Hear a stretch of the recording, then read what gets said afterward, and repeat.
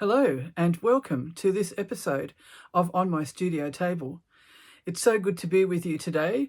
It's rather a dull day here in Tasmania and it's been quite cold, so the wood fire is cranking out a lot of heat at the moment, which we really appreciate. I've had breakfast on the veranda most mornings with Ian, despite the frosts and the cold, but I did chicken out one or two mornings over the last fortnight or so. One of the things that has really helped me through this difficult time these past few weeks since we lost my sister has been to be creative. And I've tried out some new things as well, so I'm going to share them with you today. I'll still try to keep the video to about half an hour, but I'll just see how I go. Sometimes I get a bit wordy and excited about what I'm doing, and I just love to share it with you. Thank you so much for your wonderful feedback, for your messages of sympathy and condolence. I appreciate them more than I can say. Sometimes, of course, the comments on social media can be a little bit unkind, and it's interesting because something happened to me last Tuesday morning that hasn't happened for quite a long time. And then I turned on Catherine's video, Catherine Chambers of K3N Cloth Tales, and she was talking about exactly the same thing, which also hadn't happened for a long time, but had come up again recently. And that is when somebody is really not very constructive in their comments about what you're doing. I know that we can't please everybody and that not everyone will get what we do. That's a given. I know that. And I can usually shake it off pretty well. This one was so abrupt that I really was taken aback. It was to do with the square from Words 2026 that I did for the last prompt, which was pleat, and I'll show you that shortly. And basically said, why did I bother doing it? And it was a mess. So I thought, how do I answer that? And my first inclination was just to delete it. And then I thought, no, I need to respond. And I'll try to respond in a kind way rather than give back whatever I've been receiving. I didn't get a reply or a response to that, which didn't surprise me. I found only a few days before that this person had shared about being kind and to not wound people. So I just put underneath it, yes, please. Still no response, but again, I didn't expect that. I really think it's important, if you don't understand something, to ask questions and find out and have an open mind, and not to judge on the spur of the moment according to your own experience or tastes. So I hope that's what I encourage on this channel, and I know that so many of you have been very, very open to new things and accepting of what I do. So thank you. A little bit of what I'm going to share with you today is to do with the stitch journal that I'm about to start with Catherine Chambers. I'm using a binding that I've not really done before, which turned out quite well, I think. And I will try to do this again because I really like how it looks. I've done quite a lot of jelly printing, and I'm also developing my jelly printing with stitching, which has always been my intention. And I've been asked, what am I going to do with my jelly prints? And I will unfold that through these videos and through my Facebook and Instagram pages. I also have a tutorial in the pipeline, and I will tell you a little bit more about that. It will be free because I achieved 10,000 subscribers on Instagram, and I'm hoping to have that ready by the time this video is finished. So sit down, enjoy the ride, and let's see where we end up.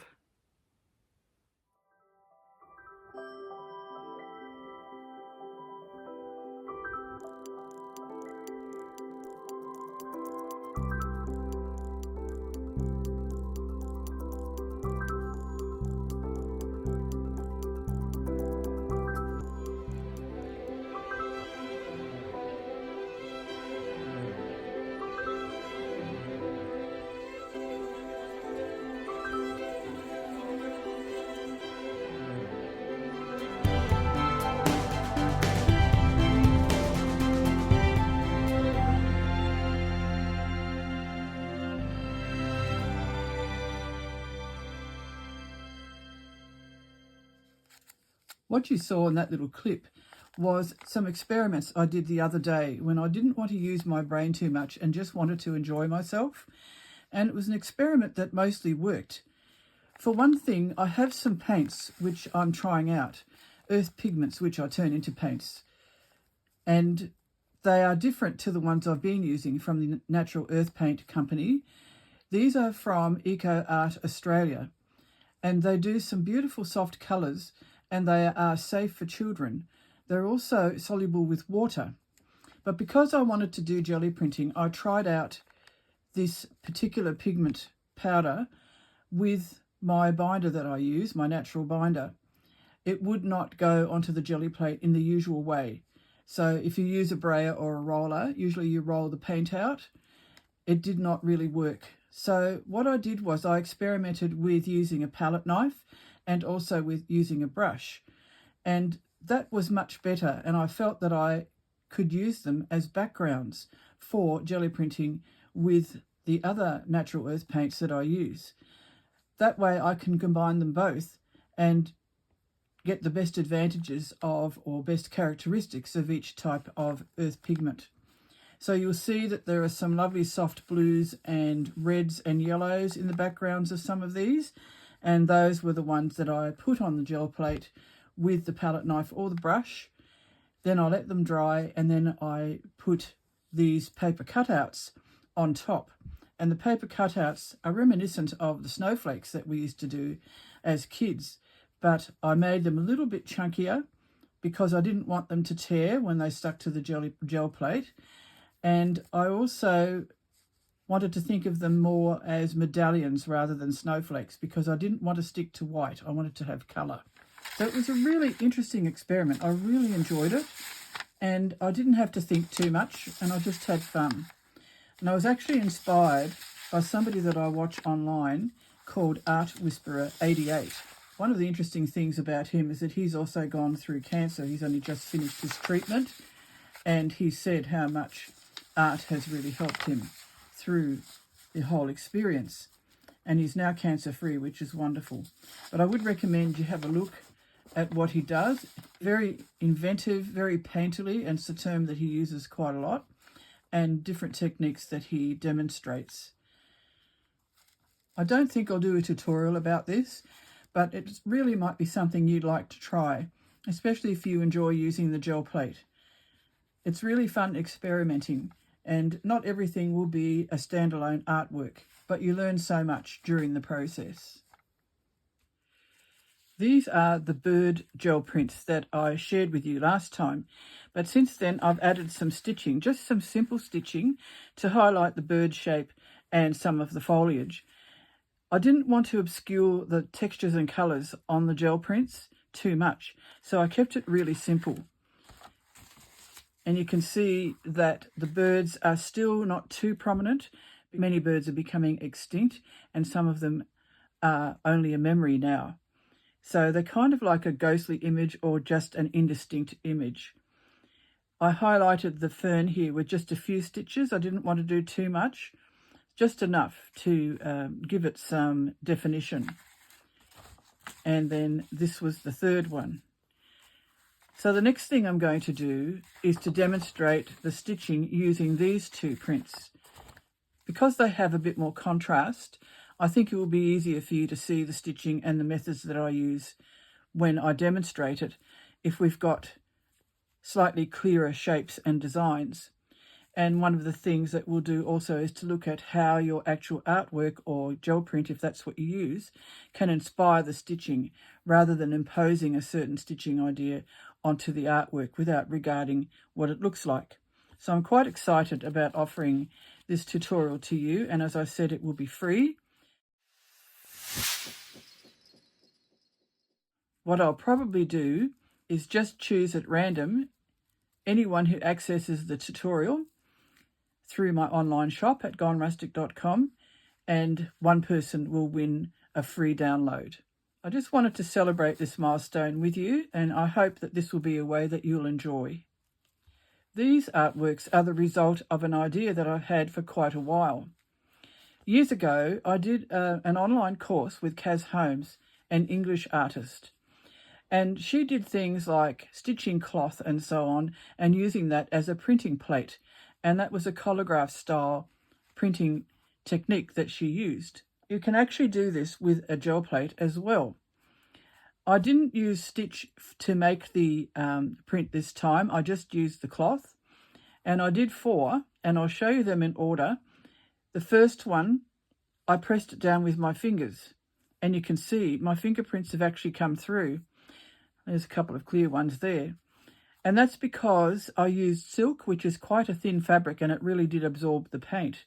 But I love the way it left the creases. I deliberately creased it, and the pleat word that we did in our Words 2026 project was a coincidental thing, but this is another way to interpret that word, of course. Once I'd done the 4 prints, I also added some torn tea bag, some used tea bag paper, and then I stitched randomly, but sort of designed, a bit of a combination of both, with some normal sewing thread. I think this one is an Aurifil one. Yes, Aurifil Madeira. And it's a lovely fine, smooth thread, really nice for stitching through paper. And I pre-punched the holes with my little homemade awl. That is just a needle sunk into a wine cork, and then another cork put on top so I don't hurt myself. With the tea bag, all I did was stick it down with some good quality glue stick, and then when it was dry, I did the stitching. I'm still going to add a bit more to this. I do want to keep the kind of minimalist design of this, but I have an idea, and if it works, I'll share it with you, and if it doesn't work, I will also share it with you.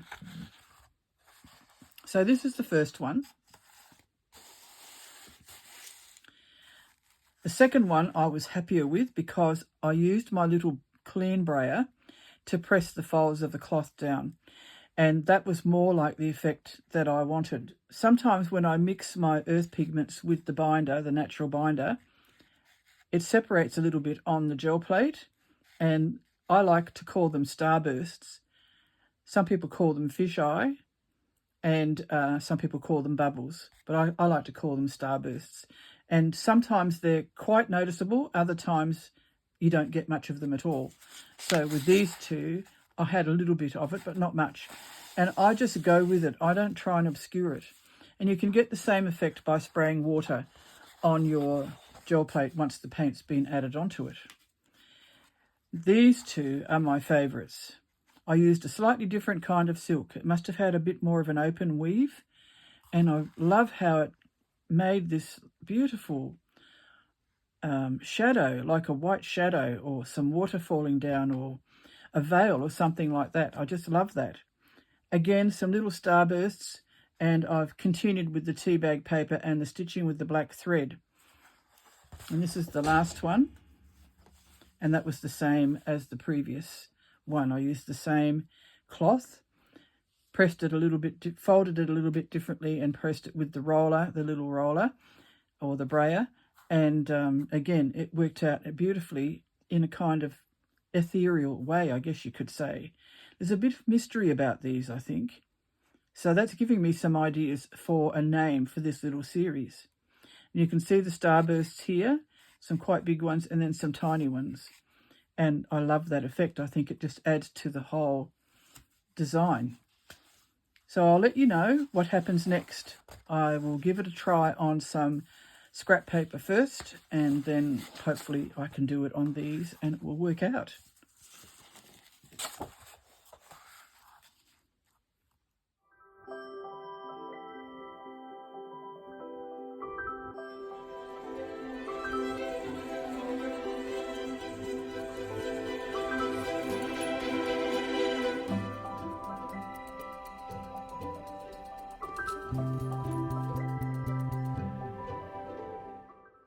I shared with you recently that I'm planning to join Catherine Chambers' Stitch Journal project.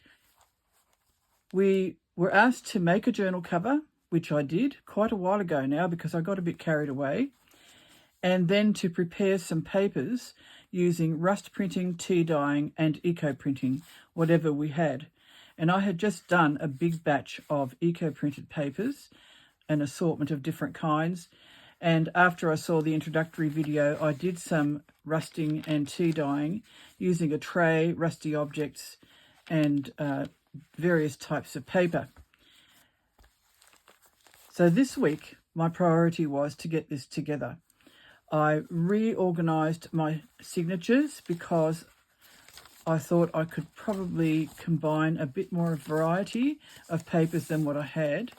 And I think all the signatures except the last one have 5 sheets folded in half. So I think I have just under 100 pages. Then we're going to be doing different fold outs and inserts and so on. So I'm sure I'll be able to fit everything in. I think it goes for 100 days. So I'll just quickly leaf through it just to show you the combination. And you can see that they're different sizes as well. And I really like that. I like the variations when some pages are hidden and some pages you see a glimpse of them on the outside. I also like it when they're uneven, and that way I'm using the paper to its maximum potential. This is an old envelope. This is a brown shopping bag. And then eco-printed cardie paper, which I used quite a lot in this book. And there's the other side. So every side of the page has something interesting. Of course, we'll be covering some of that up with our stitching, which I think we're doing separately and adding to the journal. But I'll try and arrange them in a way that you can still see some of the interesting prints, like those rust prints I really like. Another bit of envelope.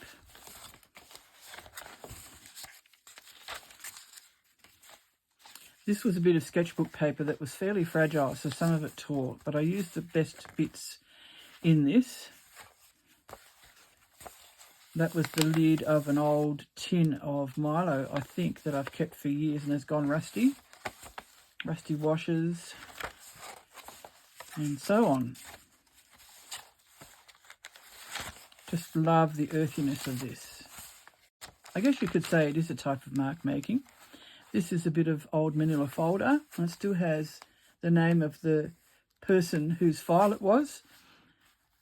And again, that lid made some lovely marks on that one. More eco-printing, and then more rusting and tea dyeing. And when you get to the end, you see the back cover, of course. The way they've been stitched in is using a pamphlet stitch, and I decided to tie mine in the middle rather than on the outside. But if you do it on the outside, of course, you can add beads and all sorts of things. But I've tied it in the middle, and I decided to leave my binding exposed. I love the look of this. I have a leather journal that I bought years ago, a leather covered journal, and it had this kind of binding, and I thought, oh, I'd love to know how to do that. And it's taken me this long to actually give it a go. But Catherine had some very clear instructions and demonstrations about how to do this. So if you check out her channel, I'm sure you'll find it. It's the latest project.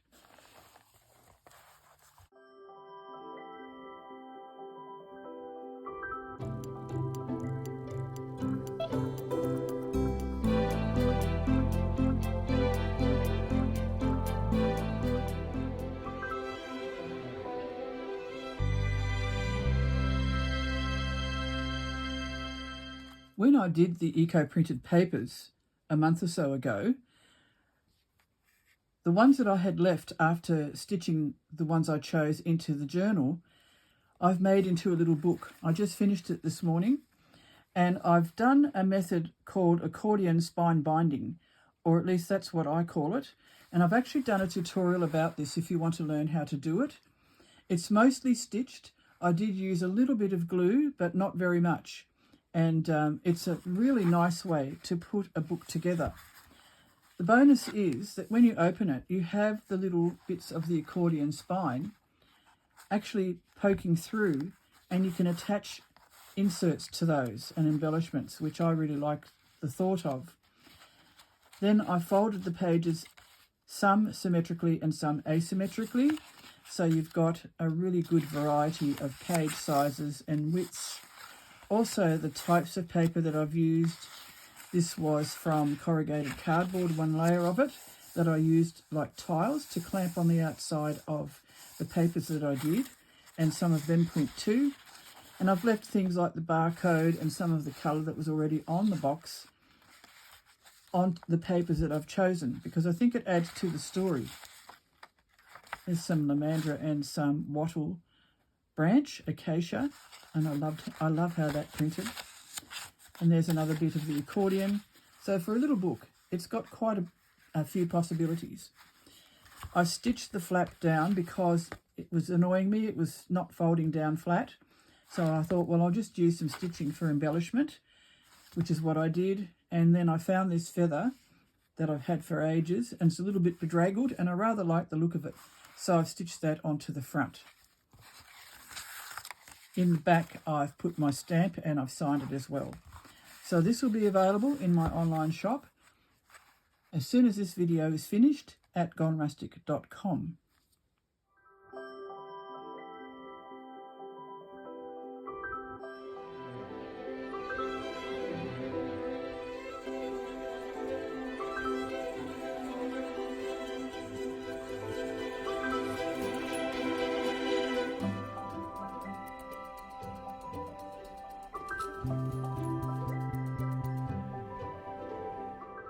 I'm also going to make these eco-printed canvas pages available online. Canvas works really well, and I think I've mentioned before that one of the reasons I think that it prints so well is that they have gesso on them, and gesso has chalk in it, and chalk is often used in eco-printing. It really brought out the shapes and the colours of the plants around me, and I just love the results. I'm very tempted to keep them, but I can't keep everything, and I've got enough projects at the moment to keep going for a while, so it might as well be something that will be useful to one of you. This one again has the acacia leaves. It also has a bit of lamandra and some casuarina, and I think probably gum leaves in the background as well, eucalyptus. So these are all growing around my home within a few metres really. I don't have to go very far at all. And if I want to go for a longer walk, I can access several varieties of eucalyptus. Also Banksia, which I didn't use in these. And that one really showcases the casuarina and the lovely thin needle-like foliage on that plant. It's quite a bushy plant actually, and very graceful looking.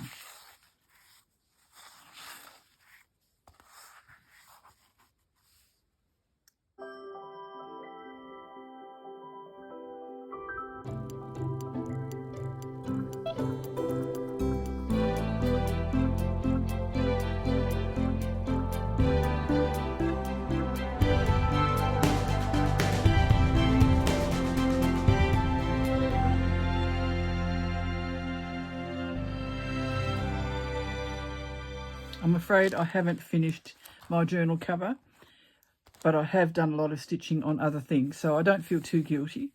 This is my second journal. This is covering from July to December, and it's actually got quite a few pages already that have interesting things in them. This was for aroma, that was for neutral, this one was for depth or deep, and this one was for pleat. And this is the one that caused all the controversy, but only with one person, I hope. I really do like to work quite freeform, and one of the things, as I mentioned, in the Words 2026 project is to encourage everyone who's joined in to really be creative and not worry too much about rules and so on, to just work with what you have and see what happens. It's like an exploration and an experiment as much as enjoying the stitching and the design process. Because I like to work intuitively, I call this intuitive stitching. What I do is I get a few materials ready and then I play with them when I think that they might be suitable for whatever the word is. I had already done the background out of various naturally dyed fabrics, including some cotton interlock that was very worn and had holes and quite a jagged edge. And I just like the added texture that gives. When I did that, I had no idea what the next word would be. But once we chose the word, I added another piece of fabric, which is a piece of transfer printed fabric that I did with my inkjet printer from a pastel stencil rubbing that I did. Then I found this beautiful linen, which was from my friend who passed away a couple of years ago. That's been naturally dyed. And there were 2 strips, and I just bunched them up however they went and just basted them down so they'd hold their shape. And then I added the embroidery stitches. And I decided to be quite freeform, especially with how I attached this. I had a piece of wool, which was around the edge of a circle, but it was quite flexible, so I just pulled it straightish, but it still had some curves in it.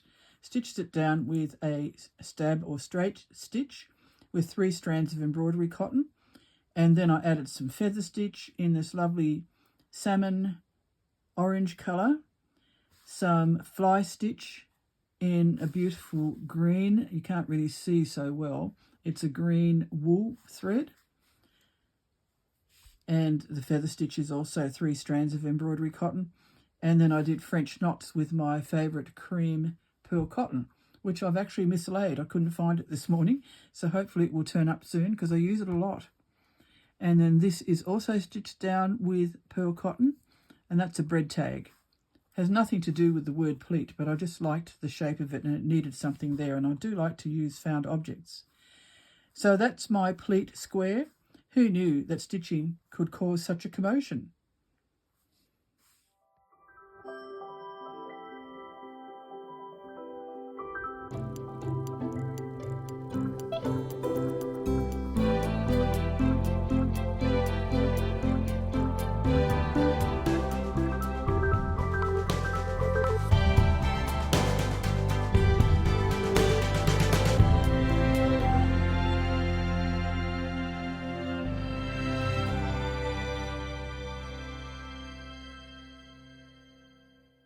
It's time for the word for week 31.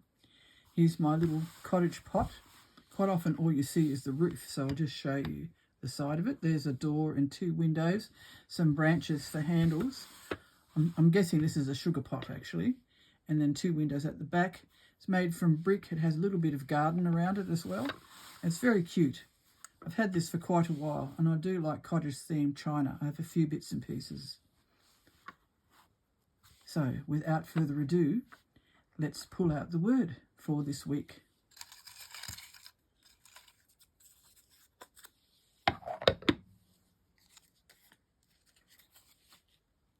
I think this one will be fun too. I said last week's, the pleat one, would be fun, and it was.